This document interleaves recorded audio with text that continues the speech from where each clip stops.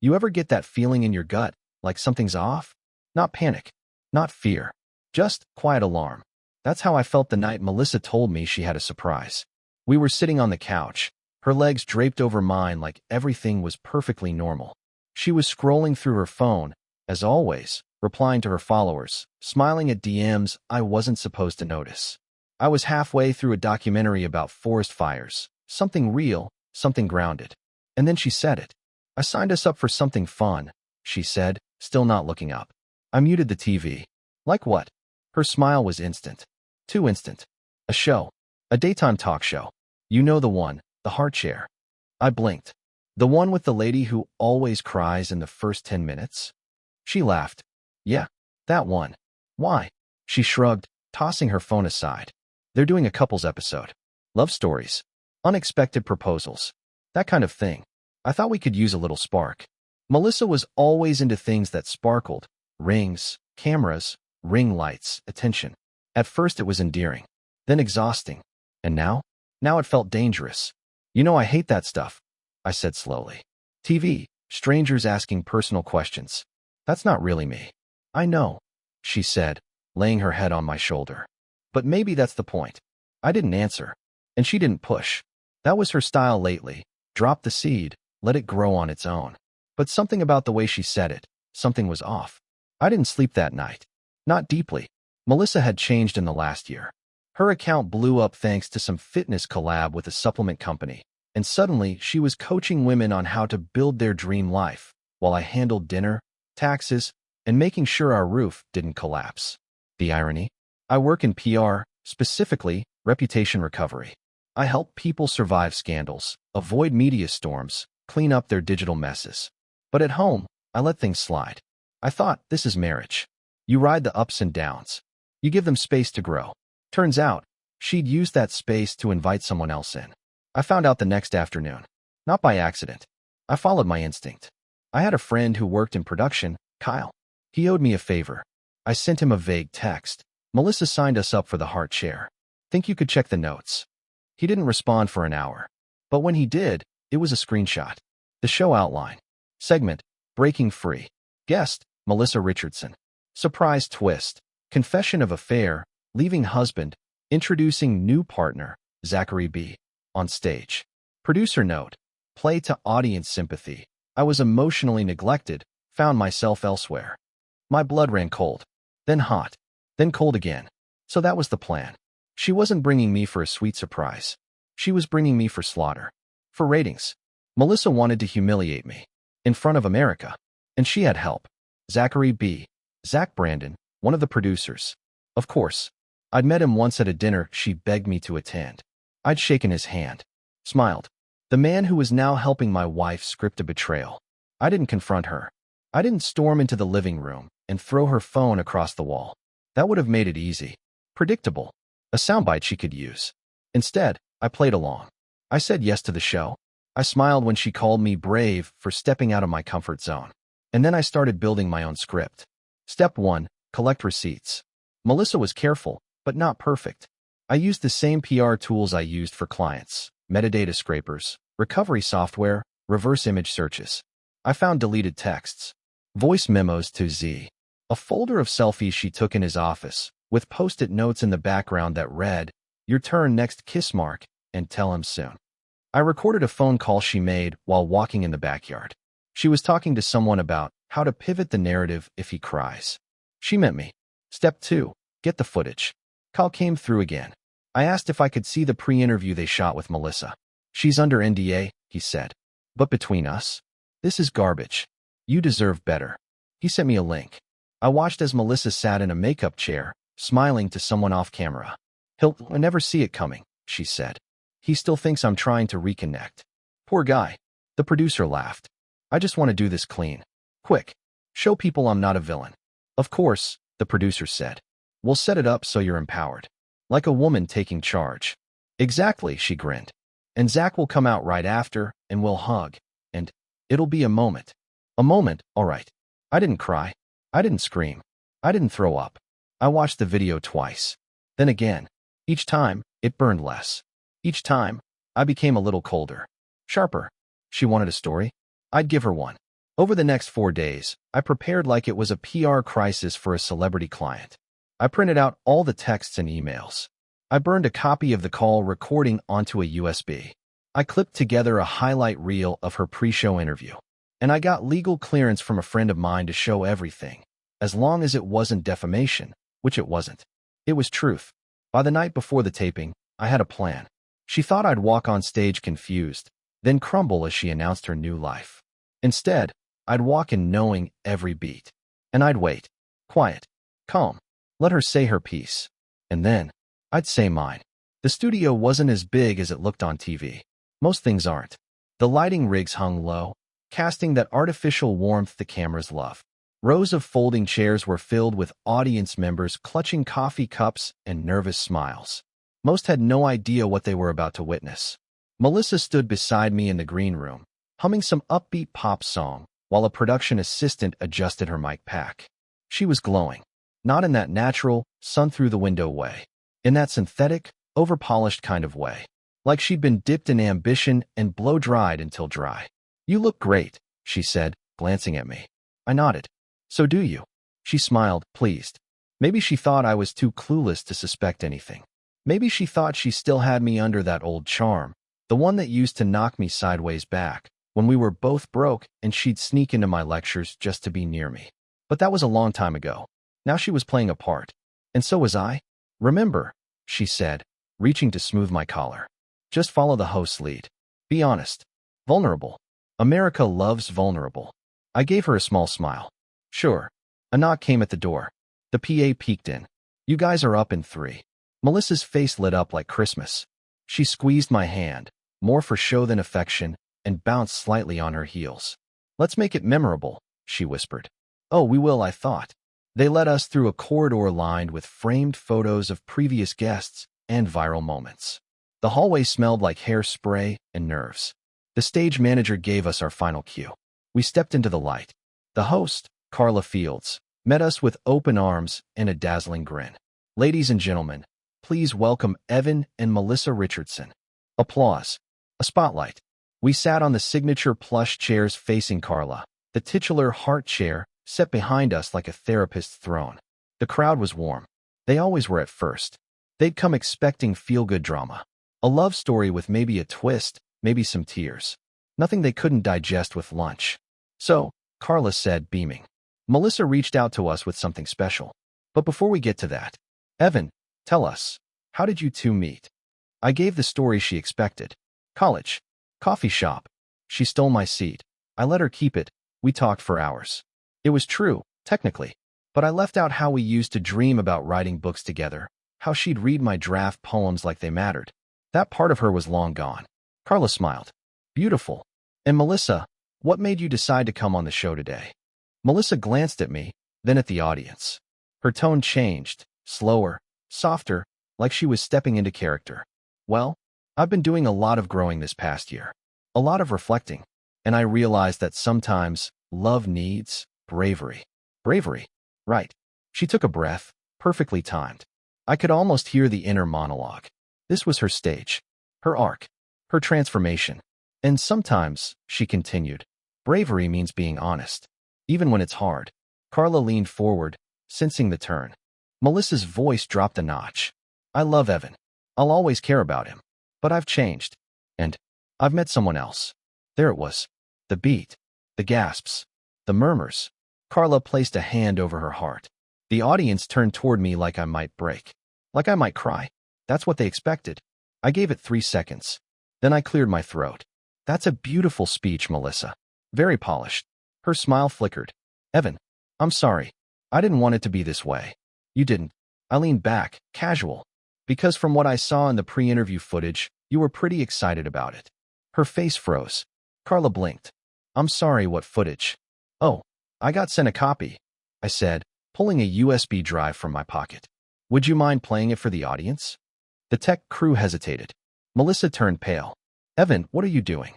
"Being honest," I said, smiling. "Even when it's hard." Carla looked at her producer. The producer gave a tiny shrug.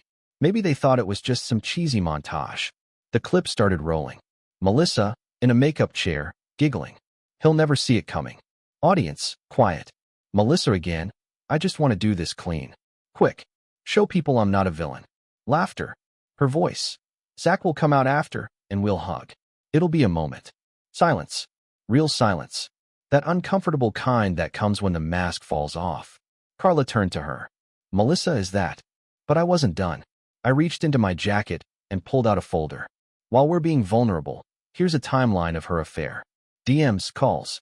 Deleted photos recovered from her cloud. A murmur of disbelief rolled through the room. Melissa stammered. This is insane. You're ambushing me. No, I said calmly. You ambushed me. You just didn't expect I'd be ready. She looked at Carla, then the audience, then back to me. Carla sat back, speechless for once. Why would you do this? Melissa finally asked, her voice thin. I looked her dead in the eye. Because I'm tired of letting you write the story. The audience didn't applaud. They didn't cheer. They watched, wide-eyed, realizing they weren't seeing a love story. They were watching the fallout of a performance gone wrong. Melissa stood, her mic crackling. Cut the feed. Cut it now. But the host, still in shock, didn't signal to stop. The cameras kept rolling. The audience didn't look away. And Zach, poor Zach, he never came out. Because I'd sent the footage to his wife the night before. She'd replied, thank you. I've packed his things. Melissa turned toward the back, expecting Zach to walk on stage like the climax of some reality show. But no one came. Only silence. And one man still calmly sitting in his chair. I came here today, I said, because I thought you deserved the spotlight you worked so hard for. All of it. Melissa's lips parted, but no words came. Carla cleared her throat. I think we need to take a break. I stood. The audience parted as I walked off stage. Not because they were told to, because they wanted to. The truth had walked through the studio that day. And for once, it got to go first. By the time I reached the parking lot, the notifications had already started. Buzz. Buzz. Buzz. Text from Kyle. Dude, you just hijacked the heart chair. That was insane. Message from my sister. What the hell did I just watch? I'm proud of you, but also wow. Voicemail from an unknown number, likely media. Hi, Mr. Richardson, I'm with Channel 8 News. Would love to speak about what happened today. I turned the phone on silent. Let it buzz. Let the circus begin. I'd had my moment, and I wasn't about to feed the frenzy. Let Melissa do that. And she would. She always did. I got in the car, took a long breath, and let the weight roll off my shoulders. Months of doubt, weeks of pretending, and hours of quiet rage. All of it, released in one well-timed strike. I didn't smile. Not yet. But there was peace in the silence. No more pretending. No more performances. Let the truth speak. By evening, the clip was everywhere. Someone from the audience had recorded it on their phone and posted it online within an hour. By dinner time, it was on Twitter, Instagram, YouTube, any platform with a play button. Man outsmarts cheating wife on national TV. She thought she'd control the narrative. He took it back. The heart share scandal. Raw, unfiltered, brutal. People weren't just watching, they were talking. Stitching it. Duetting it. Breaking it down frame by frame. Melissa's pristine image was unraveling in real time. And the best part? I didn't have to say a word. She called me the next morning. 5 times. I didn't answer. Then came the messages. Melissa, you humiliated me. You had no right. Then 5 minutes later, you blindsided me on purpose. Do you know what this has done to my brand? Then, 30 minutes after that, we need to talk. Please. I'm begging you. There it was, the pivot. From rage to desperation. I didn't reply. Instead, I sent a text to my lawyer. Me. Ready to proceed with divorce paperwork. Include clause about public defamation and media consent. She signed off on the show appearance. My lawyer. Understood. Working on it. I'd given Melissa months to choose honesty. She chose spectacle. Now she could live with it. But of course, she didn't go quietly. By noon, she was live on Instagram, sitting in her tastefully decorated home office, a mug in hand, tears in her eyes. Hi everyone. I want to talk about what happened yesterday. The comments were brutal. Girl, stop crying. You got caught. He was calm and factual. You were the one playing games. Where's Zach now, huh? Her story didn't land. Not this time. People had seen the full footage. The receipts. The fake tears couldn't overwrite the facts. And Zach? He'd gone underground. His account was wiped. Rumor was, he got pulled off the show pending internal review. Apparently, Producers didn't appreciate being looped into a personal meltdown that tanked their ratings. No replacement empowerment arc was coming. Only consequence.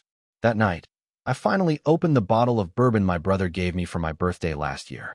I'd been saving it for a special occasion. This felt appropriate. I sat on the back porch, sipping slowly, watching the sky fade to navy. It wasn't victory I felt.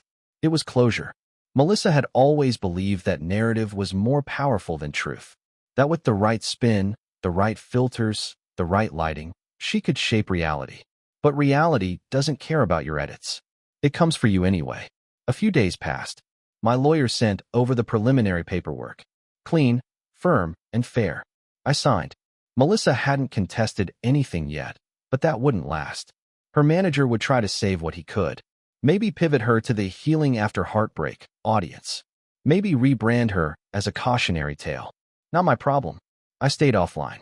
Turned down interviews. Let the storm pass over without stepping into the flood. But I wasn't done yet. There was still one piece left. The charity. Back when Melissa started gaining followers, she talked about launching a nonprofit, something to give back. It never materialized, but she bought the domain, made the logo, registered the name.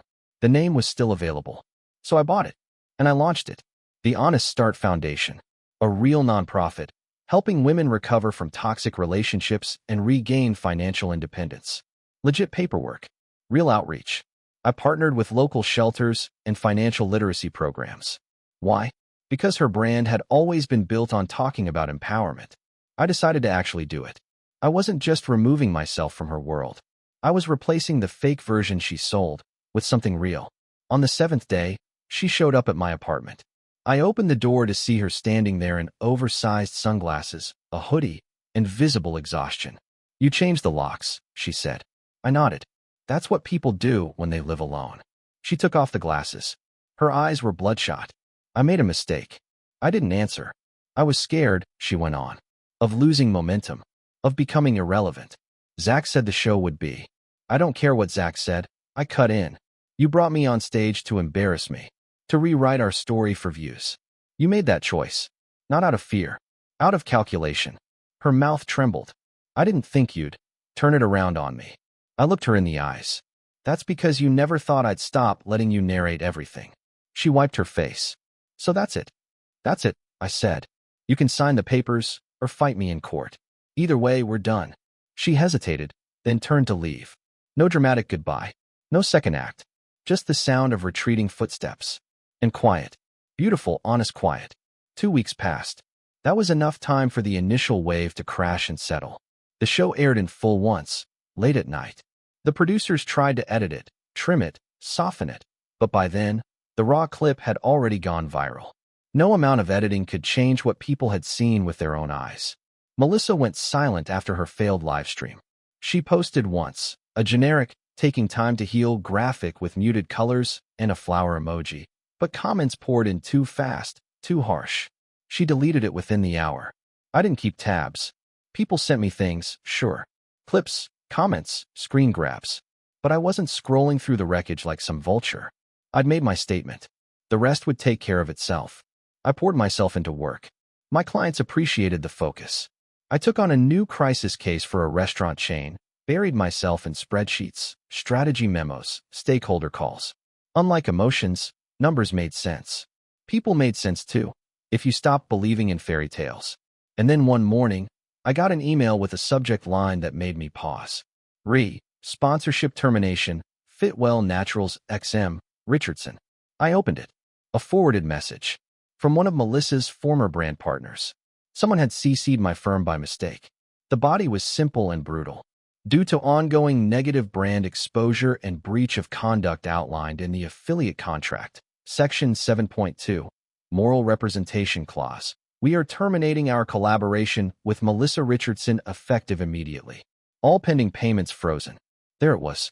The business version of exile. No ad revenue. No supplement checks. No promo codes. Just a polite dismissal from the world that once worshipped her filters and captions. She hadn't just lost me. She was losing the whole kingdom she built on glass. I didn't gloat, but I did forward the email to my lawyer, just in case she tried to make any noise about shared finances. Later that week, I met with Ava, the manager at the shelter where the Honest Start Foundation had started working. She was in her 40s, sharp-eyed, the kind of woman who could see through nonsense before it finished forming. "We've had 7 women apply for financial coaching this week," she said, flipping through a binder. "And 3 new volunteers. You're making real impact, Evan." I nodded. "Good. That's what I want. Quiet impact." She studied me. "You sure this isn't about your ex?" I didn't flinch. "This is about people who don't have PR firms or platforms. People who actually need a new beginning." Ava smiled. "Just checking." We toured the facility. There was a bulletin board with printed resources, my foundation's logo now in the corner of every page. That meant more to me than 1,000 likes ever had. Melissa had always performed goodness. I decided to build it. A few days later, I ran into someone unexpected. Her name was Claire. We'd worked together 5 years ago on a political campaign that nearly broke both our sleep cycles. She'd moved out of state, last I heard. But there she was, in line at the same cafe I always went to on Thursdays. "Evan," she said, squinting over her sunglasses. "Claire," I said, surprised at how natural my smile felt. She hugged me like she meant it. No cameras, no motives, just human warmth. "You look good," she said. "I mean, considering what I saw online." I laughed softly. "You saw it too, huh?" "The whole country did. But you handled it like a professional hitman. Clean, efficient, kind of terrifying." I shook my head. "Not terrifying. Just overdue." We grabbed coffee and sat outside. The conversation flowed easily. We didn't talk about Melissa much. Just life, work, the weird turns both had taken. Claire had always had that quality, making silence feel full. Before we parted, she smiled again. "I'm glad you're doing okay. You deserve a soft landing." I watched her walk away, and for the first time in months, I felt something shift. Like the world had tilted just slightly back into place. Melissa, however, wasn't done. Her team tried to pivot again. I heard from a contact in digital media that she was attempting a rebrand, this time as a mental wellness survivor, offering one-on-one coaching. "She's trying to spin it as emotional manipulation on your part," my contact said. "Claims you weaponized public shame to control her." I almost laughed. "She's the one who staged a betrayal on national television," I said. "Doesn't matter," he replied. "Truth isn't what wins. Attention does. But not this time." The rebrand flopped before it started. Every post was met with receipts, clips, screenshots, her own words, replayed on a loop. She underestimated the internet's memory and overestimated its sympathy. By the end of the month, her account had gone private, and even her most loyal fans had stopped defending her. Then, one evening, I got an envelope in the mail. No return address. Just my name, clean black ink. Inside, a handwritten letter. Melissa's handwriting. I'd know it anywhere. "Evan," it began. "I don't expect you to read this, let alone respond. But I need to say it." She went on for 3 pages. There was no apology. Not really. Just regret that things hadn't gone as planned. Regret that the world saw her worst moment. A few lines about how lonely she felt. How betrayed she was, not by me, but by Zach, who apparently ghosted her 2 days after the show aired. "I thought he loved me," she wrote. "But I think he just liked the idea of me. The public version, not the real one." She was learning. Too late, but still. At the bottom, a final line. "If I could do it over, I'd choose the quiet life. The one we had before I started needing strangers to tell me I mattered." I folded the letter and placed it in a drawer I rarely opened. Some words weren't worth burning, but they weren't worth rereading either. I never responded. There was nothing left to say. Some stories end with explosions. Others end with silence. Mine, it ended with truth. And the truth was this: she didn't break me. She freed me. Some breakups are loud. Shouting matches, slammed doors, dramatic exits with bags in hand. Mine wasn't like that. It was a slow fade into clarity. Like waking up from a dream you didn't know you were in. By the time the divorce papers were finalized, I didn't feel triumphant. I felt still, balanced. Melissa signed without a fight. Maybe because she knew there was nothing to win. Maybe because the last month had drained her of all illusions. Or maybe, just maybe, because even she understood this was a chapter that had to end before it swallowed us both. The court process was uneventful. No drama, no shouting, just signatures, documents, and a judge who glanced at our file and nodded with detached professionalism. Divorce finalized, he said. Bang of the gavel. No applause. No music. Just finality. On the walk out, I passed a couple arguing loudly over child support. Another man sat alone, staring at his phone like he couldn't believe it was real. I didn't feel superior to them. Just grateful I didn't come apart that way. Melissa didn't show up to the hearing. Her lawyer appeared on her behalf. That felt fitting. She'd made an exit the way she lived, curated, detached, and done by proxy. A few days after, Claire texted me. Claire, hey, I just saw the update. Congrats? Or whatever the right word is. Me. Congrats works. It's not a celebration, but it's a clean page. Claire, want to get lunch soon? No big meaning behind it. Just lunch. We met at a small Italian place tucked into a quiet corner of town, the kind of place that still served bread before meals and didn't bother with QR code menus. She was already at the table when I arrived, sipping iced tea and tapping her fingers on the wood like she was keeping time with a song in her head. I sat down, and for a few minutes, we didn't talk about the past. Just food, weather, how bizarre it was that gas prices seemed to fluctuate like the stock market. When the check came, she didn't let me pay. She just grinned and said, next time. That was the first time I realized we'd both already assumed there would be one. Work kept me grounded. I spoke at 2 conferences that month, one on crisis communication, the other on personal branding. Funny, considering everything I just lived through. At the second one, during a Q&A session, a woman raised her hand and asked, what's the one thing you've learned from handling other people's reputations? I thought for a moment, then answered, that your real reputation is built when no one's watching. A few heads nodded. One guy even clapped quietly. I wasn't trying to be profound. I was just telling the truth. The Honest Start Foundation started gaining real traction. A local journalist reached out to do a small piece.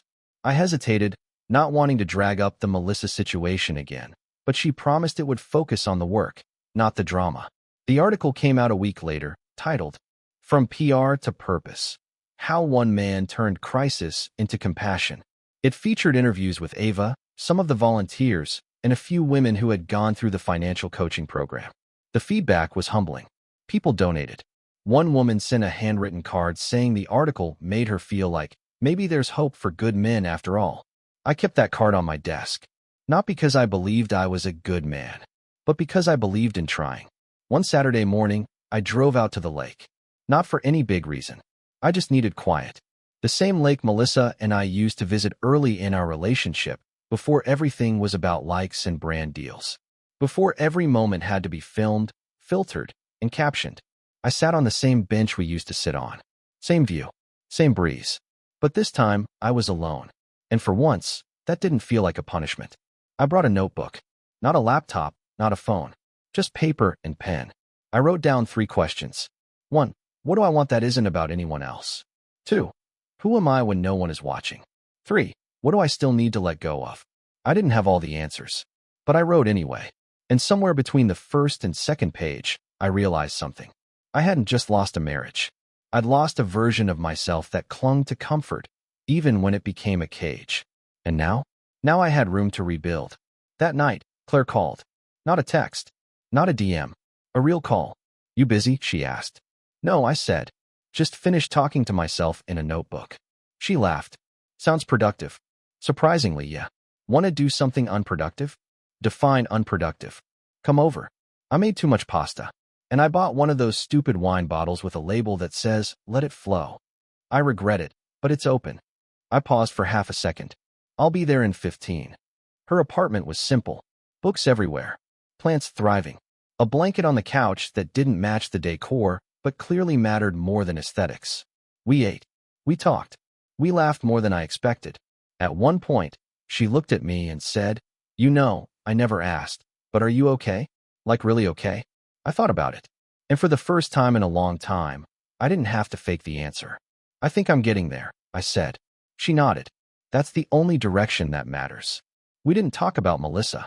Didn't need to. We just existed. No camera. No audience. No agenda.